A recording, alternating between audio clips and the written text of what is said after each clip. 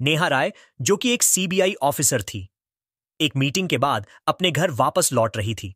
रात का 1 बज चुका था और वह सुनसान रोड पर तन्हा चल रही थी। चलते चलते जब वह एक सुनसान मुकाम पर पहुंची तो सड़क के दरमियान एक पुलिस इंस्पेक्टर दीपक चौधरी और 2 कांस्टेबल अमन विक्रम खड़े थे। और जैसे ही एक खूबसूरत और जवान लड़की को रात के इस पहर पुलिस वालों ने थोड़े फासले से अपनी तरफ आता देखा तो वह बेसब्री से उसका इंतजार करने लगे। अचानक दीपक चौधरी सड़क के दरमियान आकर खड़ा हो गया और नेहा राय का रास्ता रोकते हुए उसे ऊपर से नीचे तक घूरने लगा। नेहा राय उसके साइड से गुजरकर आगे की तरफ चलने लगी तो अब दीपक चौधरी और कांस्टेबल अमन व कांस्टेबल विक्रम उसके पीछे पीछे चलने लगे। हर तरफ रात का अंधेरा पूरी तरह से छाया हुआ था और नेहा राय का दिल धक धक कर रहा था। अचानक दीपक चौधरी पीछे से तेजी से उसकी तरफ बढ़ा और उसके बाजू को पकड़ते हुए बोला, "हां जी मैडम, कहां से आ रही हो और हमसे मिले बगैर जा रही हो?" तीनों पुलिस वालों के चेहरों पर एक अजीब सा नशा था। नेहा राय बोली, "वो एक जरूरी काम था, वहां से होकर घर जा रही हूं।" अचानक दीपक चौधरी ने उसके बालों को पकड़कर अपनी तरफ खींचते हुए कहा, "मुझे नहीं बताओगी कि वो क्या जरूरी काम था?" नेहा राय बोली, "वो एक जरूरी मीटिंग थी।" अचानक तीनों पुलिस वाले हंसने लगे। "इस टाइम कैसी मीटिंग थी?" दीपक चौधरी बोला। फिर उसने कहा, "हम हमारे साथ भी कोई मीटिंग कर लो।" अचानक दीपक चौधरी ने उसके बाजू को जोर से खींचा और वहां से कपड़ा फाड़ दिया। अब नेहा राय समझ चुकी थी कि उसके साथ कुछ गलत होने वाला है। वो आहिस्ता आहिस्ता पीछे की तरफ हटने लगी और दीपक चौधरी उसकी तरफ बढ़ने लगा। इसी तरह चलते चलते जब दीपक चौधरी ने उसको पकड़ने के लिए उसकी तरफ छलांग लगाई तो नेहा राय ने अचानक तेजी से भागना शुरू कर दिया और दीपक चौधरी भी उसके पीछे तेजी से भागने लगा। नेहा राय की सांसें तेज हो चुकी थीं। वह लगातार हापंपती कांपती अपनी जान बचाने के लिए तेजी से भाग रही थी। अचानक दीपक चौधरी ने उसे पीछे से धक्का दे दिया और वह सड़क के दरमियान जा गिरी। दीपक चौधरी के चेहरे पर अब एक अजीब सा नशा आ गया था। वो नीचे गिरी हुई लड़की को अजीब से नजरों से देखने लगा। नेहा राय नीचे सड़क पर गिरी हुई थी। अब बचने का कोई रास्ता बाकी नहीं रहा था। अचानक दीपक चौधरी भी सड़क पर बैठ गया और जैसे ही उसको पकड़ने के लिए अपने दोनों हाथ आगे बढ़ाए, नेहा राय ने एकदम जोर से उसे धक्का दिया और पीछे की तरफ धकेल दिया। नेहा राय नीचे से उठ खड़ी हुई तो दीपक चौधरी तेजी से उसके पास आया और उसको पीछे से आकर पकड़ लिया। अचानक नेहा राय ने जोरदार आवाज से कहा, "देखो, मुझे जाने दो। ये तुम ठीक नहीं कर रहे, वरना तुम्हें इसका अंजाम भुगतना पड़ेगा।" लेकिन दीपक चौधरी अब दीवाना हो चुका था। इतने में कांस्टेबल अमन और कांस्टेबल विक्रम भी वहां पर पहुंच गए और जब उन्होंने नेहा राय की यह बात सुनी तो तीनों ठहाके मारकर हंसने लगे। एक कांस्टेबल अमन बोला, "ओहो, हम तो डर गए।" अचानक दीपक चौधरी कांस्टेबल से बोला, "शराब ले आओ।" कांस्टेबल अमन भागता हुआ गाड़ी पर गया और शराब की बोतलें ले आया।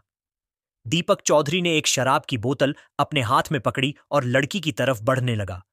फिर दीपक चौधरी ने शराब का ढक्कन खोला और लड़की जो सड़क के बीचों बीच बैठी थी उसके ऊपर उड़ेलने लगा। अब लड़की पूरी तरह से शराब से भीग चुकी थी। देखते ही देखते कांस्टेबल विक्रम ने शराब की दूसरी बोतल दीपक चौधरी के हाथ में थमा दी।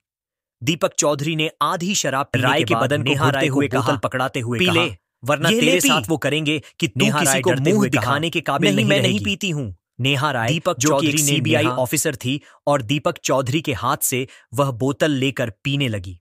अब दीपक चौधरी और बाकी दोनों कांस्टेबल एक दूसरे की तरफ देखकर बेताबी से नेहा राय की तरफ देखने लगे, जैसे उनका मकसद पूरा होने जा रहा हो। और फिर क्या होना था, देखते ही देखते नेहा का सारा वजूद जैसे चकरा गया। उसने अपने दोनों हाथ सर पर रख लिए। ये क्या हो रहा है? दीपक चौधरी और कांस्टेबल इंतजार में थे कि उसका नशा अपनी इंतहा को पहुंचे और उसी वक्त नेहा राय मधोशी के आलम में सड़क के बीचों बीच लेट गई। नेहा राय अब नीम बेहोश पड़ी थी और उसके कानों में तीनों पुलिस वालों की हंसी गूंज रही थी। अचानक दीपक चौधरी उसके करीब आया और झुककर उसके चेहरे को गौर से देखने लगा।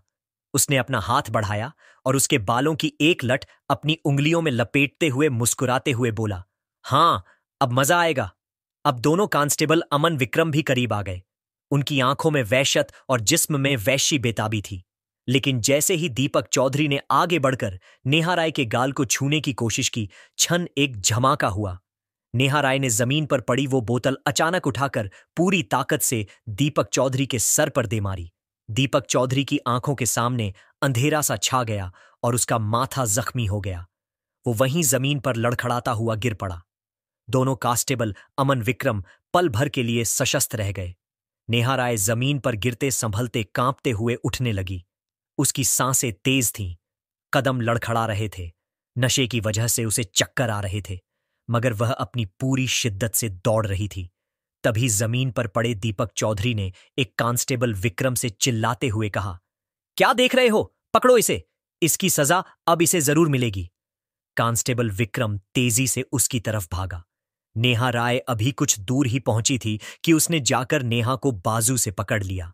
अचानक दीपक चौधरी गुस्से में भागता हुआ करीब आया। अब उसकी आंखों में वैश्य लालिमा भर गई थी। उसने कांस्टेबल के हाथों से नेहा राय को खींचकर अपने करीब किया और उसके कान के पास गरजते हुए बोला, तूने मेरे साथ खेलने की कोशिश की, अब तेरी सजा और भी बढ़ गई है। नेहा राय की सांसें उखड़ रही थीं, वो बेबस दिखाई दे रही थी। फिर दीपक चौधरी उसे बाजू से पकड़कर खींचते हुए अपने गाड़ी की तरफ ले जाने लगा और दोनों कांस्टेबल से कहा, तुम यहीं रुको, अब जो करना है मैं ही करूंगा, अब मैं अपनी असली पावर दिखाता हूं। दोनों कांस्टेबल अमन विक्रम हंसने लगे। नेहा राय ने खुद को छुड़ाने की कोशिश की, लेकिन दीपक चौधरी ने और मजबूती से उसे पकड़ लिया और खींचते हुए अपनी गाड़ी के करीब ले आया। नेहा राय समझ चुकी थी कि अब कुछ उसके साथ गलत होने वाला है। तभी दीपक चौधरी ने गाड़ी का दरवाजा खोला और नेहा राय को अचानक गाड़ी के अंदर धक्का दे दिया। अब रात का आखिरी पहर था। सुनसान सड़क और गाड़ी के अंदर पड़ी जवान और खूबसूरत नेहा राय और अपना बदला लेने और मन की आग बुझाने के लिए आतुर दीपक चौधरी। अचानक दीपक चौधरी ने तेजी से दरवाजा बंद किया और खुद भी अंदर घुस आया। उसकी आंखों में वैश्याना चमक थी और सांसों में नशे की बदबू। उसने आगे बढ़ते हुए नेहा राय की ठोड़ी को सख्ती से पकड़ लिया और गरज कर बोला, अब देखता हूं तुम्हारा गुरूर कहां जाता है। तुमने मुझे सबके सामने जलील किया है, अब तुम्हारी चीखों ही मेरी जीत बनेंगी। नेहा राय की आंखों में आंसू थे और होठों पर एक जिद्दी कपकपाहट। वह खुद को कोने में समेटने लगी और जैसे ही दीपक चौधरी झपटने ही वाला था कि नेहा राय की नजर सामने डैशबोर्ड पर पड़ी। वहां एक लंबा हथियार नुमा टॉर्च रखा था। दीपक चौधरी ने झुककर उसके चेहरे को छूने की कोशिश की, लेकिन नेहा राय ने पूरी ताकत से वो टॉर्च उठाई और सीधा उसके जबड़े पर दे मारी। दीपक चौधरी एक खौफनाक चीख के साथ पीछे हटा और उसका मुंह लहूलुहान हो गया। नेहा राय ने लम्हा जाया कि बगैर दरवाजा खोले और अंधाधुंध भागने लगी। रात की सन्नाटे भरी सड़क पर वह नंगे पांव दौड़ रही थी। पीछे दीपक चौधरी पागलों की तरह गालियां बकता हुआ उसका पीछा करने लगा। नेहा राय की सांसें तेज और उसके पांव छलनी हो चुके थे। तभी पीछे से दीपक चौधरी की भारी आवाज गूंजी, भागती रहे, लेकिन आज तू मेरे हाथ से बच नहीं सकती। वो पागलों की तरह जवान नेहा को दबोचने के लिए पीछा कर रहा था। नेहा राय ने चारों तरफ निगाह दौड़ाई तो सड़क के किनारे उसे एक पुराना सा गेट दिखाई दिया। गेट आधा खुला था और अंदर अंधेरा ही अंधेरा था। ये कोई पुराना खंडरनुमा कारखाना था। नेहा राय के कदम खुद ब खुद उस तरफ मुड़ गए। वो लड़खड़ाती हुई जैसे ही अंदर घुसी, अंदर टूटी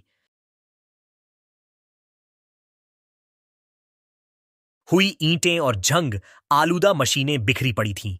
नेहा राय एक मशीन के पीछे जाकर हांफती हुई छुप गई। उसका दिल जोर जोर से धड़क रहा था, जिससे सुनसान रात और ज्यादा दहशतनाक हो गई। चंद लम्हों बाद गेट धड़ाम से खुला और दीपक चौधरी अंदर आ घुसा। उसके कदमों की छाप गूंजती जा रही थी। कहां छुपी है? उसकी आवाजें कारखाने की दीवारों से टकराकर गूंज उठी। नेहा राय अपने हंठ दांतों में दबाए सांस रोके बैठी थी। दीपक चौधरी आहिस्ता आहिस्ता कदम बढ़ाता हुआ अंधेरे में इधर उधर देख रहा था। तभी नीचे से उसने झंग आलोदा लोही की सलाख उठा ली, जिसे वह जमीन पर रगड़ता हुआ आगे बढ़ने लगा। तभी अचानक एक आहट हुई। आवाज सुनकर दीपक चौधरी जोर से हंसा। तू बच नहीं सकती, आज ही अंधेरा कारखाना ही तुझे बर्बाद कर देगा। नेहा राय की आंखों से पसीना टपकने लगा। अचानक दीपक चौधरी की नजर मशीन के पीछे गई तो वह मशीन के पीछे से होता हुआ चुपचाप आकर नेहा के पीछे बैठ गया और अचानक उसे कमर से पकड़ लिया। नेहा राय की सांसें अब तेज हो गई थीं क्योंकि उसके पीछे दीपक चौधरी बैठा था। अब नेहा राय समझ चुकी थी कि बचने का कोई रास्ता नहीं। उसने एकदम अपना चेहरा दीपक चौधरी की तरफ घुमाया और बोली, देखो, तुम यह सब ठीक नहीं कर रहे। जो तुम अब करने वाले हो उसका अंजाम तुम्हारे साथ बहुत बुरा होगा। कानून तुम्हें इसकी सजा देगा। दीपक चौधरी हंसते हुए बोला, ए पागल लड़की, क्या तू अभी भी सोचती है कि मैं तुझे ऐसे ही जाने दूंगा? आखिर मैं एक इंस्पेक्टर हूं। कानून कानून वही है जो मैं चाहूं और अभी इस वीरान जगह पर कोई तेरी चीखें सुनने वाला नहीं। नेहा राय डरते डरते वहां से उठ खड़ी हुई। अब दीपक चौधरी करीब आकर उसके जिस्म की खुशबू सूंघने लगा। अचानक नेहा राय ने एकदम दीपक चौधरी को जोर से पीछे की तरफ धक्का दिया और कारखाने से बाहर निकल आई और तेजी से एक बार फिर दौड़ने लगी। लेकिन अभी वह कुछ दूर ही पहुंची थी कि सामने सड़क पर वही दोनों कांस्टेबल अमन विक्रम रास्ता रोककर उसके सामने खड़े थे। नेहा मुड़ी और दूसरी तरफ भागना चाहा तो वहां से दीपक चौधरी भागता हुआ आ गया। अब एक तरफ दो कांस्टेबल अमन विक्रम खड़े थे और दूसरी तरफ अपनी प्यास बुझाने और बदला लेने के लिए तैयार दीपक चौधरी। नेहा राय के लिए अब तमाम रास्ते बंद हो गए थे। उसने डरते डरते अपनी आंखें बंद कर ली, दोनों हाथ अपनी आंखों पर रख लिए जैसे अब वह हार मान चुकी है, और फिर वहीं सड़क के दरमियान नीचे बैठ गई। दीपक चौधरी ने बूट जोर से सड़क पर मारते हुए गरहट भरी आवाज में कहा, उठ और चुपचाप खुद ही जाकर गाड़ी में लेट जा। ओके, वरना यहीं सड़क पर तेरा अंजाम कर दूंगा।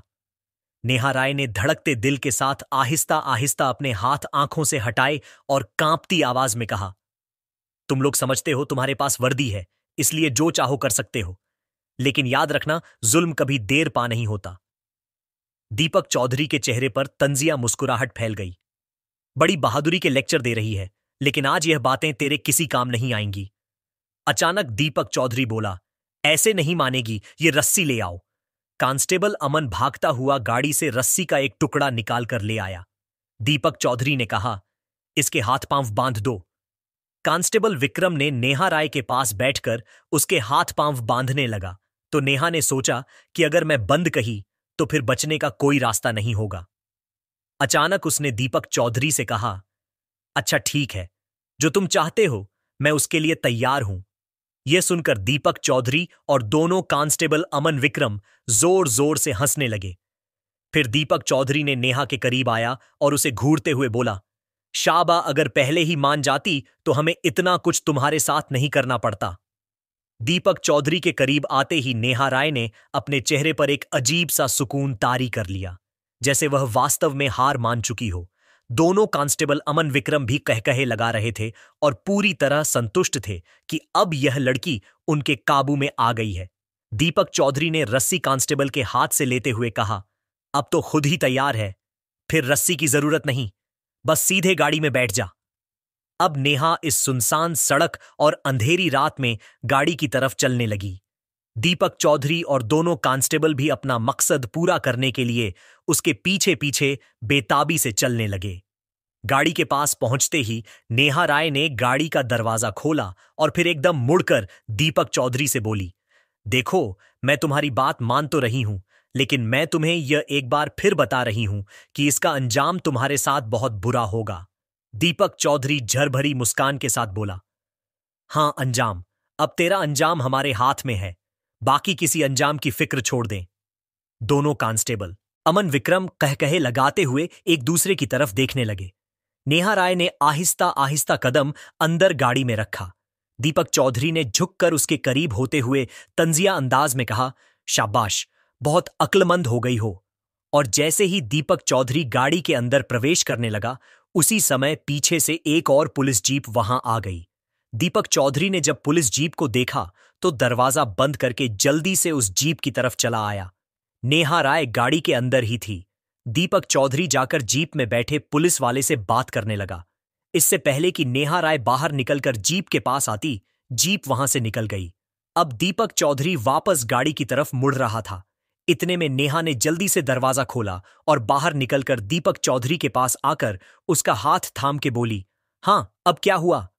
नेहा राय ने प्यार भरी निगाहों से उसकी तरफ देखा और उसे अपने गले से लगाते हुए कहा, मुझे बहुत भूख लगी है। पहले तुम मुझे कुछ खिला दो, इसके बाद मैं और तुम होंगे यहां, बस, और कोई नहीं। दीपक चौधरी के चेहरे पर एक मुस्कान सी आ गई। दीपक चौधरी तुरंत अपनी गाड़ी की तरफ गया और गाड़ी से एक बर्गर निकालकर नेहा के हाथ में पकड़ा दिया। नेहा राय वहीं सड़क पर बैठ गई और बर्गर खाने लगी। दीपक चौधरी, जो अतोवला हुआ खड़ा था, उसका सब्र नहीं हुआ तो उसने नेहा राय से कहा, जल्दी खाओ, वक्त नहीं है। नेहा राय ने अपने आप से कहा, लगता है अब उनसे ज्यादा रोकना संभव नहीं। अब मैं क्या करूं? फिर नेहा राय डरते डरते सड़क से खड़ी हुई। अंधेरी रात और सुनसान सड़क का सन्नाटा और भय पैदा कर रहा था। दीपक चौधरी अब पूरी तरह से तैयार था। दीपक चौधरी की आंखों में होश भरी चमक थी और दोनों कांस्टेबल अमन विक्रम पीछे हंसते हुए खिसरफिस कर रहे थे। अचानक दीपक चौधरी ने आगे बढ़कर नेहा के बाजू को मजबूती से पकड़ा और भारी सांस लेते हुए बोला, चलो, अब तमाशा बहुत हो गया, समय बर्बाद मत करो। नेहा ने एक पल के लिए अपने होठों पर अजीब सी मासूम मुस्कान तारी की, जैसे हार मान गई हो। उसने अपनी निगाहें दीपक चौधरी की आंखों में डालते हुए आहिस्ता से कहा, एक शर्त है। दीपक चौधरी रुका। शर्त?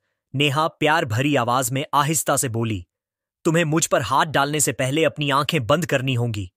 दीपक चौधरी पहले तो चौंका, फिर कह लगाकर हंस पड़ा, यह भी कोई शर्त है? अच्छा, मान लेते हैं। अचानक नेहा राय दीपक के करीब आई और प्यार से उसका हाथ पकड़कर सड़क के एक कोने की तरफ ले जाने लगी। दीपक चौधरी भी उसके साथ चलने लगा। नेहा राय थोड़ा आगे सड़क पर एक वीरान स्थान पर जाकर बोली, यहां ठीक है। दीपक चौधरी एकदम हैरान होकर बोला, यहां? यहां कोई देख लेगा?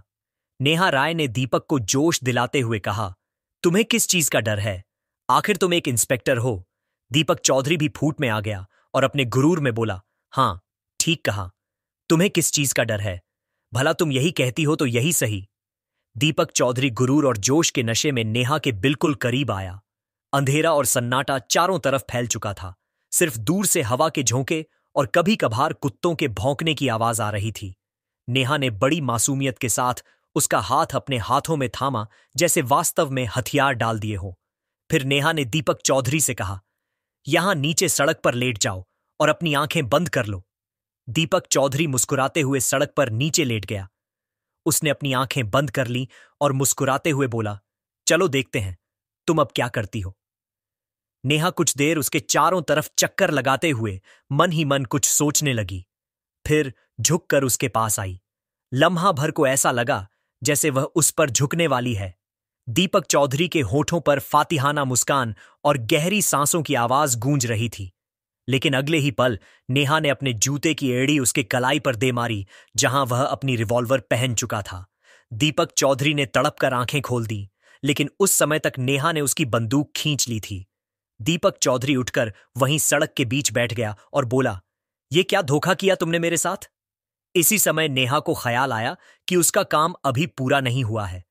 वो अपने चेहरे पर मुस्कान लाते हुए दीपक के करीब आकर बैठ गई और गन उसके हाथ में थमाकर प्यार भरी निगाहों से उसकी आंखों में देखते हुए बोली, मैं तुम्हें बस यह दिखाना चाहती थी कि मैं भागना चाहूं तो भाग सकती हूं, लेकिन अब मेरी मर्जी है, मैं खुद इसके लिए तैयार हूं। यह सुनकर दीपक चौधरी के चेहरे पर मुस्कान आ गई और वह नेहा को अपने गले से लगाने लगा। नेहा राय ने कहा, एक मिनट रुको, पहले मुझे यह बताओ, क्या तुम वास्तव में एक ताकतवर इंस्पेक्टर हो और जो चाहो वह कर सकते हो? दीपक चौधरी ने गुरूर भरे अंदाज में कहा, हां, कर सकता हूं। तभी नेहा राय ने अचानक दीपक का हाथ पकड़कर गाड़ी की तरफ ले जाने लगी। दीपक चौधरी हैरान होकर यह सब देखने लगा। चलते चलते वे गाड़ी के पास पहुंचे। अब इस सुनसान रोड पर रात का आखिरी पहर था और वहां सिर्फ नेहा और दीपक मौजूद थे। नेहा और दीपक जैसे ही गाड़ी के पास पहुंचे, नेहा एकदम गाड़ी के अंदर प्रवेश कर गई और गाड़ी से एक लाल रंग का दुपट्टा उठाकर बाहर लाई और बोली, यह किसका है? दीपक चौधरी तंजी अंदाज में बोला, होगा तुम्हारी जैसे किसी लड़की का। नेहा अब अपने असली मकसद की तरफ बढ़ रही थी। उसने कहा, मैं नहीं मानती, तुम इतने पावरफुल हो और ये सब कर सकते हो। जो अपने पद के गुरूर के दम पर बोल रहा था वह समझ ना पाया और अपने मोबाइल से नेहा राय को सभी लड़कियों की तस्वीरें दिखाने लगा जिनके साथ उसने गलत काम किए थे और बड़े गुरूर से सभी घटनाओं का जिक्र करने लगा।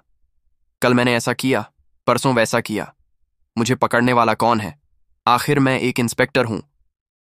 नेहा चुपचाप सारी बातें सुनती रही और फिर दीपक के करीब जाकर बोली, वाह, तुम तो बहुत बहादुर निकले।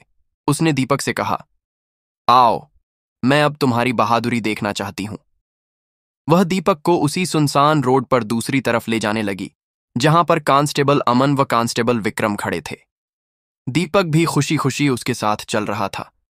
वहां पहुंचकर नेहा हंसते हुए बोली, तो क्या कह रहे थे दीपक साहब? तुम्हें पकड़ने वाला कोई नहीं। यह कहते ही उसने अपने कपड़ों के अंदर छुपा हुआ कैमरा बाहर निकाला। वही कैमरा जिसमें दीपक के सारे गुनाह, उसके गुरूर भरे इकरार और हर कुप्रवृत्ति रिकॉर्ड हो चुकी थी। दीपक का चेहरा उतर गया। वह घबराहट में तेजी से नेहा राय की तरफ लपका ताकि कैमरा छीन सके, मगर इससे पहले ही एक जोरदार थप्पड़ उसके मुंह पर पड़ा। अब वह सामने खड़ी लड़की वह बेबस नेहा राय नहीं थी, बल्कि एक बहादुर अफसर अपने असली रूप में सामने आ चुकी थी। इसी समय पीछे से 2 काली जीपों की हेडलाइट्स रोशन हुई। धुआं उड़ाता हुआ ब्रेक का शोर गूंजा और अगले ही पल कमांडो की टीमें गाड़ियों से बाहर निकल आईं। नेहा राय ने हाथ का इशारा किया और देखते ही देखते दीपक चौधरी और दोनों कांस्टेबल अमन विक्रम जमीन पर दबोच लिए गए। दीपक की टांगें कांपने लगीं। कमकपाती आवाज में बोला, ये लड़की झूठ बोल रही है। नेहा राय उसके करीब आई और एक और जोरदार थप्पड़ देते हुए गुरूर से बोली, तुम्हें पता है मैं कौन हूं? मैं सीबीआई ऑफिसर हूं और यह टीम मेरे हुक्म पर यहां आई है। तुम समझ रहे थे कि यह खेल तुम मेरे साथ खेल रहे हो? असल में यह खेल मैंने तुम्हारे साथ खेला है। मुझे तुम्हारी दरिंदगी और लड़कियों के साथ गलत कामों का पता चला तो मैंने खुद यहां आकर तुम्हें हाथों पकड़ने का फैसला किया ताकि तुम खुद अपने मुंह से ही इकरार करो और तुम्हें जल्द सजा दिलवा सकूं। नेहा राय ने फिर कार्ड अपनी जेब से निकालकर दीपक के मुंह के सामने लहराया। तीनों की आंखें हैरत और डर से फटी रह गईं। नेहा राय ने लात मारकर दीपक को जमीन पर गिरा दिया और आदेश दिया, ले जाओ इसे। कमांडोज ने तीनों को गाड़ियों में डाल दिया और हवाले जेल में स्थानांतरित कर दिया। कुछ ही दिनों में अदालत में मुकदमा चला। नेहा राय ने कैमरे की रिकॉर्डिंग और सभी सबूत जज के सामने पेश कर दिए। इन सबूतों ने न्याय की राह हमार कर दी और अदालत ने इन दरिंदों को कड़ी से कड़ी सजा सुनाई। इस कहानी से हमें यह सीखने को मिलता है कि बुराई कितनी ही ताकतवर क्यों ना हो, अंततः उसका अंजाम ही अपमान और रुसवाई होता है। दीपक चौधरी और उसके दोनों कांस्टेबल अमन विक्रम बरसों से मासूम लड़कियों को अपनी हसरत का शिकार बनाते रहे। सोचते थे कि कोई उनका कुछ नहीं बिगाड़ सकता। उनका गुरूर उन्हें अंधा कर गया था। दीपक को यह गर्व था कि वह सबके साथ खेल खेल रहा है, यहां तक कि नेहा राय को भी अपनी हसरत का शिकार बना लेगा। लेकिन नेहा राय ने अपने मिशन और उद्देश्य के लिए यह सब सहा। वह जानती थी कि अगर उसने उनके पास जाकर सब कुछ अपने कैमरे में कैद ना किया होता तो यह दरिंदे कभी बेनकाब ना होते।